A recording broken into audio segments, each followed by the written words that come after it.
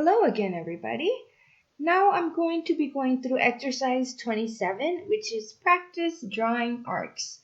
This particular exercise does require a model, and that model is called Arc 1. If you notice, I've already opened that model, and you can tell up in the title bar, you'll see Arc 1. So go ahead and open that file, and we can go ahead and get started. The first thing that we're going to need to do is go to Curve, and then click Arc, and then click Center, Start, Angle. And really, again, what we're doing in this particular part of the exercise is drawing a center, start, end, or angle arc, just for future reference. The next thing the command bar wants to know is the center of the arc. In that particular part of the command, I would like for you to snap to the center of the circle at the lower left. This is the circle at the lower left, and because my center O-snap is on, it's easy for me to visualize the center O-snap, so I can go ahead and click. And now my command bar is ready to move on to the next part of the command. For the start of arc, snap to the end of the line. In this case, I'm going to snap to the end of the horizontal line, clicking one time with the left mouse button. For the end point or angle, I'm going to snap to the end of the other line, in this case being the bottom of the vertical line to the left. Click one time with the left mouse button, and that completes that particular command. Moving on, we're going to create a similar and symmetrical arc on this side of the polygon, only this time we're going to use a slightly different method as the one we used before. This time we're going to draw a start and direction arc. So let's begin. From the curve menu, click arc, and then click start and direction. For the start of arc, snap to the upper end of the vertical line. Remember, vertical line. Go ahead and click one time with your left mouse button. And now the command bar wants to know, for an end of arc, snap to the adjacent end of the horizontal line at the top. This line right here, see? Click one time with your left mouse button. And now the command bar wants to know the direction at start. For the direction at start, toggle ortho on. In my case, it's already on, so I'm good to go. And drag in the straight up direction and pick. Move your cursor, drag straight up, and click one time. There we go. And that completes that particular method to create an arc for that corner of our polygon. Now, we're moving on to the right side of this particular shape. We're going to make another direction arc at the upper right. So go ahead and right click to bring up the last used command. And for the start of arc, snap to the right end of the horizontal line, right here. For the end of arc, we're going to do something slightly different. In this case, we're going to type something directly into the command bar. What I would like for you to type is R2, -2. Like so. And then press enter. For the direction at start, toggle ortho on and drag in the straight down direction and pick, like so. Once you know you can see your arc is going in the correct direction, like this, not like this, and not like this. What you're looking for is an arc that looks just like this. Once you see it match what you see here, go ahead and click one time with your left mouse button. There we go. Now we're going to add more arc segments using extension option. From the curve menu, click arc, and then click center, start, angle. click Extension in the command bar. For the Select Near Curve End, pick near the end of the arc you just made, right here.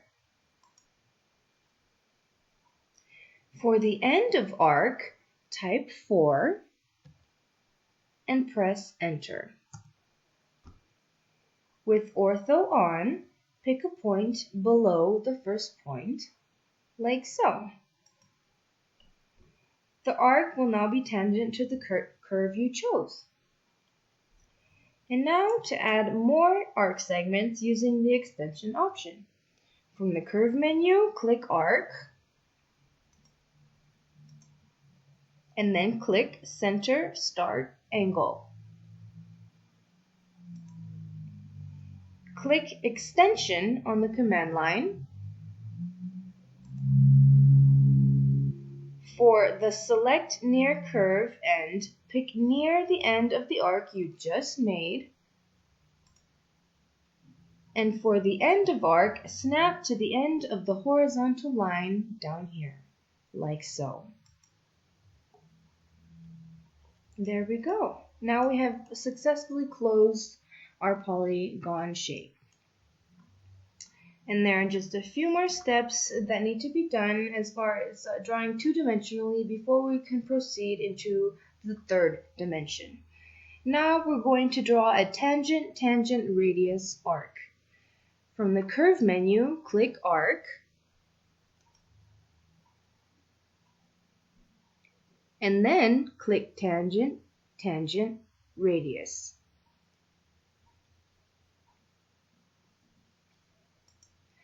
For the first tangent curve, pick the lower right side of the top circle, over here. Oh, center snap is kind of distracting me right now, so for all intents and purposes, just for now, I'm going to go ahead and turn that off. Much better. Because this is pretty much exactly what you want to see before you make your click, right?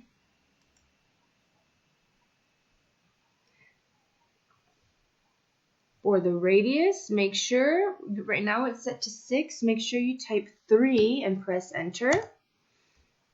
And now it's asking for the second tangent curve. Pick the upper right side of the lower circle, like so. The last thing you need to do is move your cursor and pick when the correct arc is displayed. For example, if you move your cursor this way, we know that's not exactly the desired result. The desired result we're looking for is something that looks exactly like this. So once you see something similar, go ahead and click one time with your left mouse button. And that finalizes the tangent radius arc.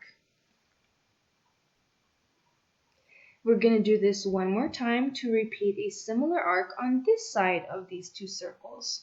So once again, from the curve menu, select Arc, and then click Tangent Radius.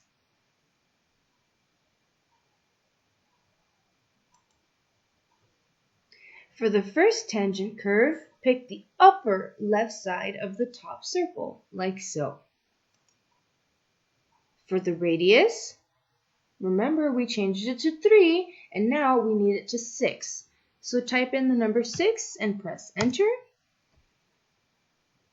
And now for the second tangent curve, pick the lower left side of the lower circle, like so. Click one time with your left mouse button. And the last thing that needs to be done is make sure you move your cursor and pick when the correct arc is displayed. In this instance, this is the way the arc should be displayed, so it's safe for me to click one time with my left mouse button. There we go. Now we're going to go ahead and start to move on to make it solid. And there are a few more kind of editing techniques we need to make, and then we're ready to begin. The first thing we're going to do is there's one circle missing in this part of the shape, the two-dimensional shape that we've drawn. And the second thing that needs to be addressed is trimming this little area right here. So according to the diagram that was given to us in the middle of page 81 in your Rhino Training Manual Level 1, you'll notice that there is a circle here that shares the same center point as this arc right here that has a diameter of 2. So first things first, let's draw that circle. Let's activate the circle command. Establish the center of circle. Now remember, I previously turned off the center of snap, and I need it now, so I'm going to turn it back on. And I'm going to catch that exact same center to that arc, making sure it does say diameter, only this time that diameter needs to be 2. And then I can press enter. Okay?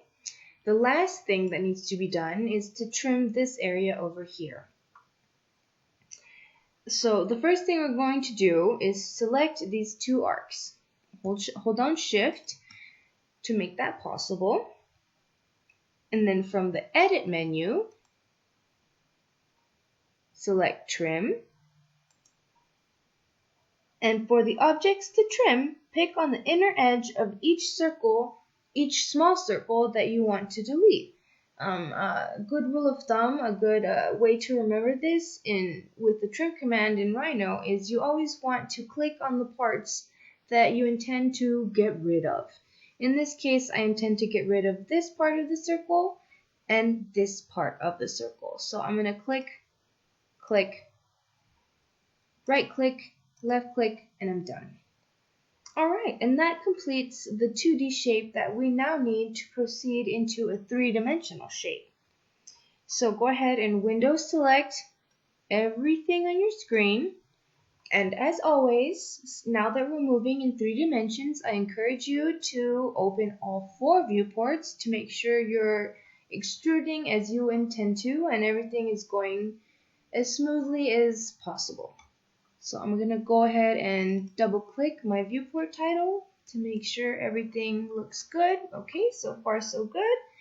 Now I know the shortcut command to enter into the command bar is Extrude Curve. And the extrusion distance we're looking for in this particular instance is 1. So go ahead and type in the number 1 and press enter. I'm just clicking with the left mouse button away from the object to deselect it, and I can see clearly that it has extruded in fact correctly, and I can also double check in my parallel viewport to make sure everything is straight as it should be. Alright, and that officially concludes our exercise on practicing drawing arcs, exercise 27.